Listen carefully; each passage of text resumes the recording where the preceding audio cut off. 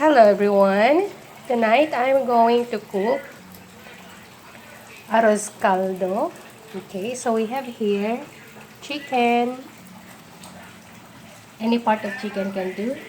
And then rice, uh, garlic, onion, and ginger. Of course, we need also uh, black pepper later on. So those are the only ingredients that we need.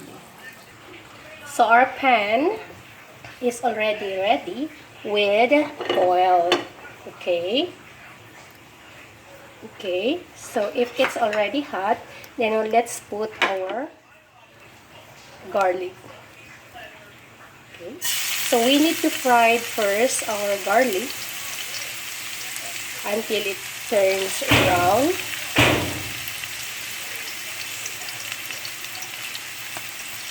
Okay, there you go.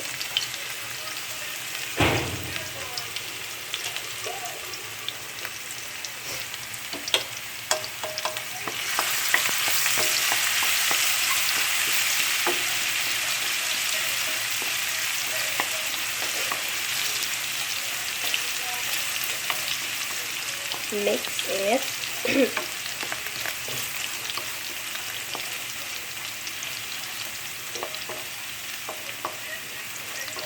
We need to mix it so that it won't burn and it's evenly cooked.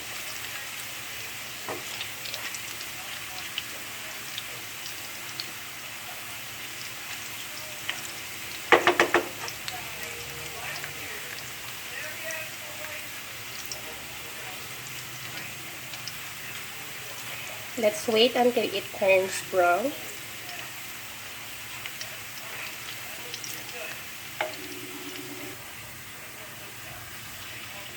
Okay, so our garlic is already ready. So, hanguin muna natin siya and set aside.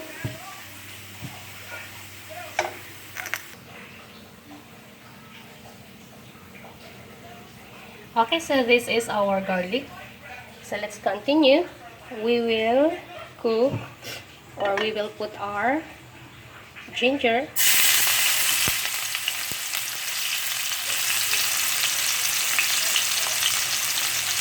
If you notice, guys, we have a lot of ginger. That makes our arroz caldo flavor. Next, we will put our onion.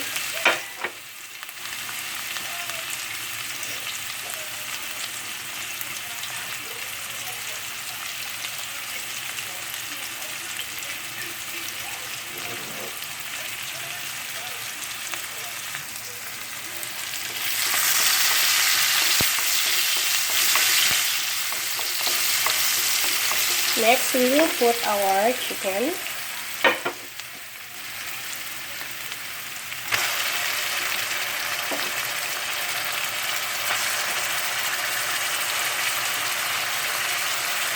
So I choose the ribs part and the wings part.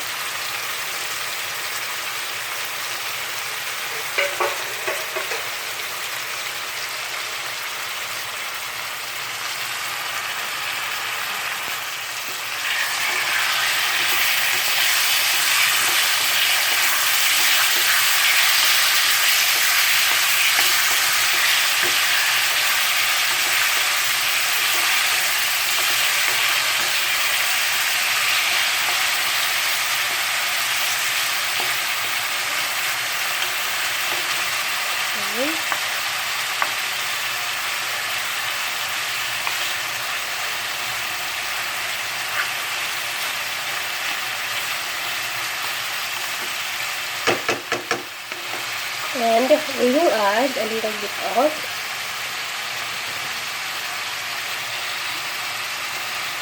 black pepper, mix it,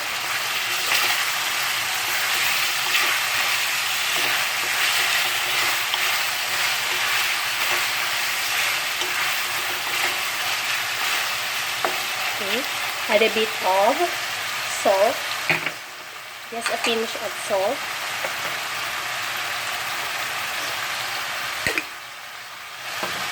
Mix.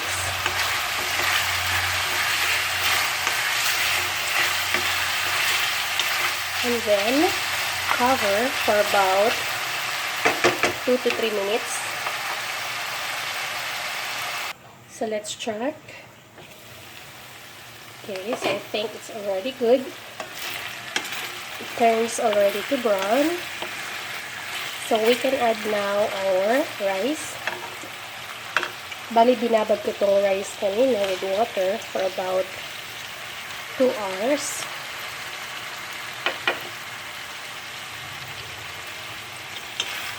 So let's mix it until the rice will be coated with the oil.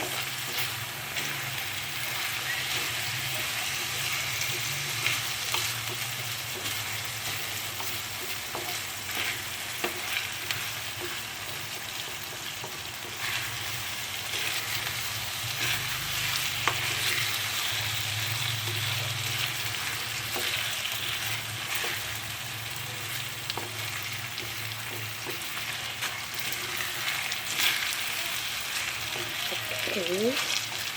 Then after that, we're going to add water.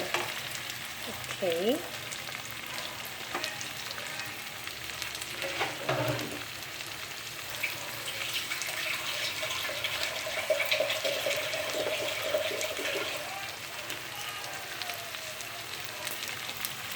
So about 2 bowl of water, small bowl.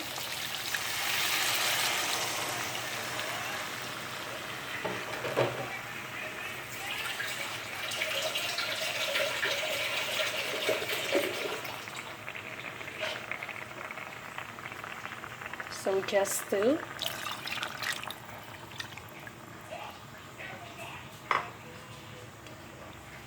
We can add more water later on if we think that the water is, or it's lack of water. So we will add more later on.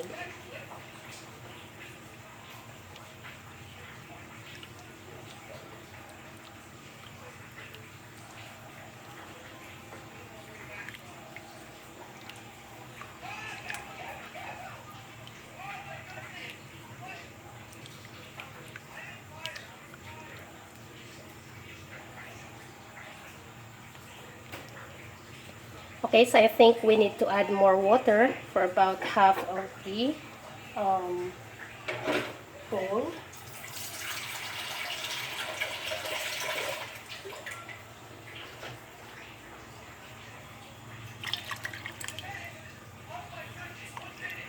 Okay, and then let's wait until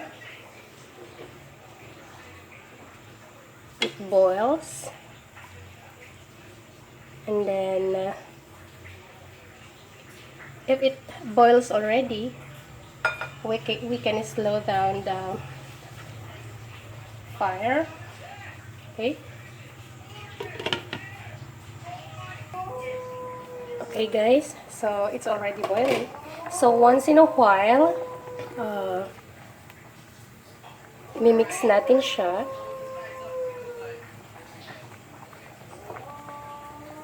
To be sure that it isn't burned.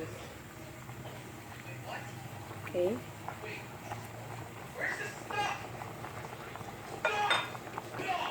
We can low down the fire.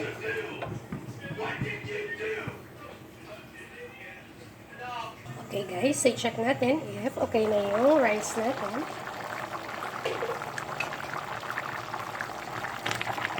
Okay, so it's almost cooked. So, hinaan lang natin yung mold. Like that.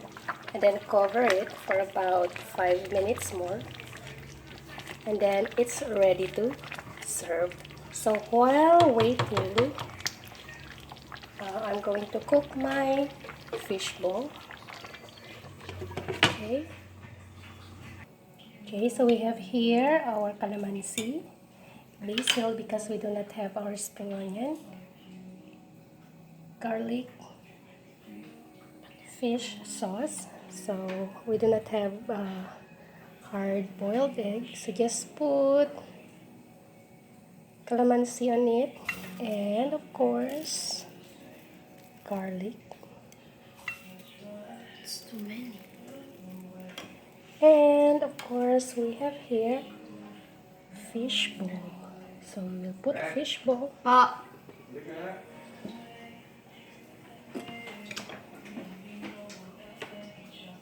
Okay, so this is our arroz caldo. Simple lang po siyang lutuin. It's very simple. And the ingredients is also simple.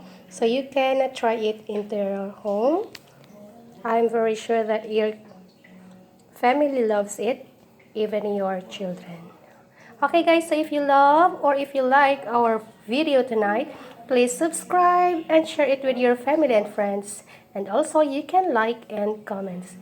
Thank you and see you again. God bless us all.